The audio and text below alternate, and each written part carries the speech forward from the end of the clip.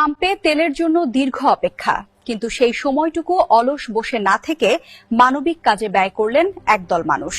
জামালপুরের বকশীগঞ্জে এমনি এক অনন্য নজির স্থাপন করেছেন পাম্পে তেল নিতে আসা সাধারণ চালক ও যাত্রীরা।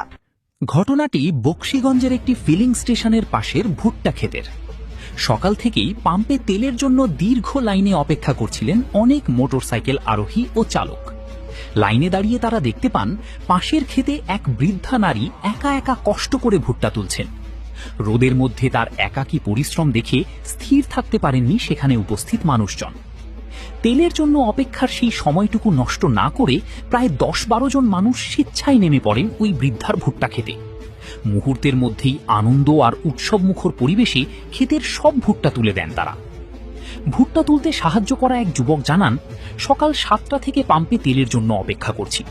দেখলাম পাশে এক চাচি একা একা ভুট্টা তুলছেন। ওনার অনেক কষ্ট হচ্ছিল, তাই আমরা সবাই মিলে মানবিকতার খাতিরে ওনাকে সাহায্য করতে চলে আসলাম। জি, আপনারা যে হঠাৎ করে আজকে ভুট্টা খেতে এর উদ্দেশ্যটা কি ভাই? বাজার আমরা আসছি আপনার গাড়িতে তেল নিতে। জি, সকাল 7টায় আয় পড়ছি, দেখলাম যে আপনার অপেক্ষা করতেছি, 9টা থেকে আপনি শুরু করছে তেল দিতে। আর অপেক্ষা করতেছি যে গাড়ি আপনার কম যাইতেছে আর কি। সেই ক্ষেত্রে দেখলাম যে পাশে আপনার চাষির একটা ভুট্টা খেতে দেওয়া যেতেছে, একা একা তুলতেছে, ওনার মানে অনেকটা কষ্ট হইতেছে। পরে আমরা বললাম যে চলেন ভাই, কি আমরা ওই কাকিরে একটু আগে দিয়ে আসি, ভুট্টাটা একটু সহযোগিতা করে তুলে দিয়ে আসি। পরে আর কি প্রায় আপনার 10-12 জন আমরা ভাই পরে আপনার আসলাম, আসার পরে উড়াই দিতেছি ভাই। হঠাৎ করে এই উদ্যোগ করলাম আজ রাত 3টার সময় লাইনে দিচ্ছি, আসলে প্রায় 800 গাড়ির পিছনে। সেরকম করে মনে করলাম যে 9টার দিক দিয়ে বা 9:30টার দিক দিয়ে তেল দেওয়া শুরু করবে, তাহলে আসলে বসে থেকে লাভ কি? তাহলে যে এখানে দেখতেছেন এই যে আমাদের একটা ভুট্টা তুলতেছে একে একে, আমরা মানবতার খাতিরে এখানে ভুট্টা আমরা সবাই মিলে 15 জন চলে আসলাম যে একটু সহযোগিতা করি।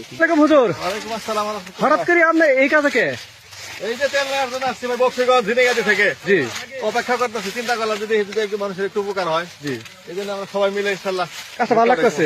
আসসালামু আলাইকুম। আরেকজন জানান, তেল পেতে দেরি হচ্ছে দেখে বসে না থেকে ভাবলাম কারো উপকার করি। কাজটা করে আমাদের সবারই খুব ভালো লাগছে। তীব্র রোদে তেলের লাইনের বিরক্তি ভুলে অন্যের সাহায্যে এগিয়ে আসার এই দৃশ্যটি সামাজিক যোগাযোগ মাধ্যমে এখন প্রশংসায় ভাসছে। সাধারণ মানুষের এই ছোট উদ্যোগটি প্রমাণ করে যে সুযোগ পেলে বাঙালি এখনো মানবিকতায় সেরা।